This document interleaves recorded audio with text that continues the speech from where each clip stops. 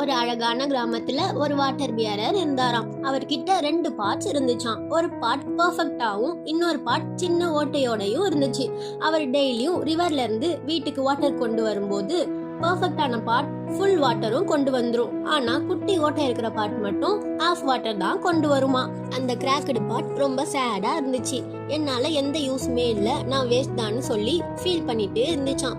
அப்போ வாட்டர் பேரர் சிரிச்சிட்டு சொன்னாரு, நீ இது வரைக்கும் உன் பக்கம் பார்த்திருக்கியா? உன் சைட்ல மட்டும்தான் இருக்கிற எல்லா செடியிலையும் பூவா மலர்ந்திருக்கும். உன்னோட கிராக்னாலதான் டெய்லி வாட்டர் அங்க கொட்டி அந்த இடமே உன்னாலதான் இவ்வளவு அழகான பூ உள்ள பாதையா உருவாகி இருக்குன்னு சொன்னாரு.